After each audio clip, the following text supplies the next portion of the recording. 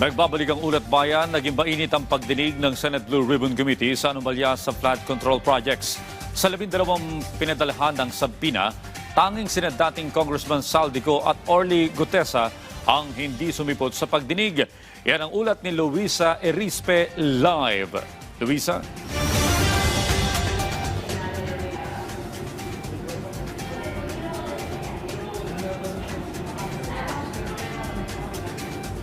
Audrey, maraming mga bagong pasabog ngayong araw sa pagdinig ng Blue Ribbon Committee hinggil sa investigasyon ng flood control projects. Para naman sa mga hindi dumalo na ipinasabina na ng Senado noong nakaraang linggo na sina Orly Gutesa at dating Representative Saldico ay ipapa-show cause order na sila ng komite. Simula pa lang ng Blue Ribbon Committee hearing, maanghang na salita agad ang binitawan ni Committee Chair at Senate President Panfilo Lacson para sa mga naninira daw sa ginagawa nilang investigasyon. As the chairman of this committee, I say to you, shut the F up para ipangalandakan ninyo na inutil at walang silbi ang Blue Ribbon Committee is not only insensitive to its members, but an insult to our fellow Filipinos who have consistently followed and monitored our hearings. Dumalo naman sa pagdinig si dating DPWH Secretary Manuel Bonoan matapos nga ipasabina ng Senado. Kaya unang tinalakay ay ang umano'y sinadyang maling coordinates na ipinasa niya kay Pangulong Ferdinand R. Marcos Jr. Tanong naman ni Senator Erwin Tulfo, alam ba ni Secretary Bonoan na mali ang isinumite niyang datos? I relied on the data that was generated by our people in the department, especially the office of the late Undersecretary Cathy Cabral, especially the initial, the submitted data are actually from the consolidated data by the late Undersecretary Cabral. Pero nang malaman niya umanong mali ito, agad din niyang sinabi sa Pangulo na hindi actual coordinates ang naisumite at ito ay MIPS data lang. I told the President that some of these are locational, the MIPS are locational coordinates. But there is actually what we have as stake coordinates, which is the basis of the contract in itself. But having said that, I assure that the President that it's still in the same area. Paliwanag kasi ng isang engineer sa DPWH, iba ang MIPS coordinates sa actual coordinates. Ang MIPS para sa pagpaplano kung saan ilalagay ang proyekto. Sa aktual ay kung saan mismo itinayo ang flood control. Dahil dito, lumalabas na sa 416 na suspected ghost project, 337 ang mali ang naisumiting coordinates.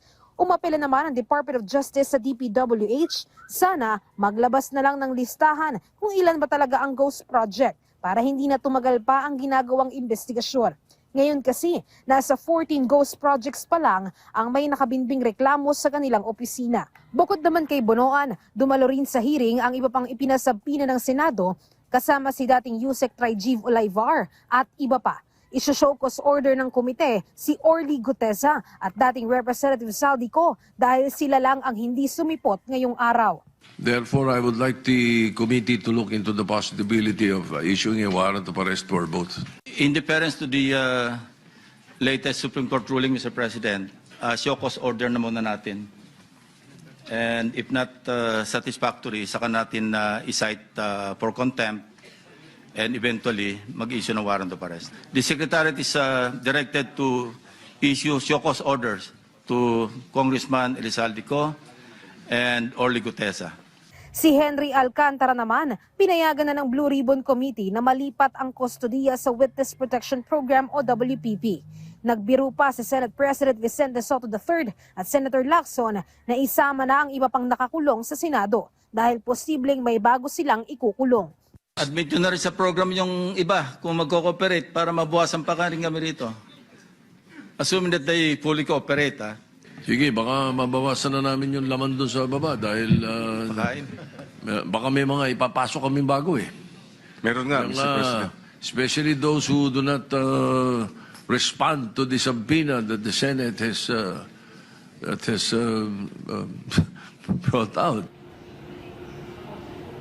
Audrey, humarap din naman ngayon sa Senate Blue Ribbon Committee hearing ang dalawang testigo na nagturo kay Curly Descaya na contractor umano siya ng biniling bahay ni dating Speaker Martin Romualdez sa Forbes Park, BGC. Pero itinanggi ni Curly Descaya na kilala niya ang dalawa o nakapasok siya sa Forbes Park o sa nasabing subdivision. Samantala, dininay din naman kanina ni Secretary Bonoan at ni Yusek Trajiv Olivar na tumanggap sila ng anumang kickbacks mula sa flood control projects. Pero ayon nga Senator Ping Lacson ay mamaya kapag na-discuss na o natalakay na itong Cabral files ay aalamin ang buong detalye hinggil sa umano'y allocables ni Secretary Bonoan at iba pang gabinete. At yan muna ang latest. Balik muna sa iyo, Audrey.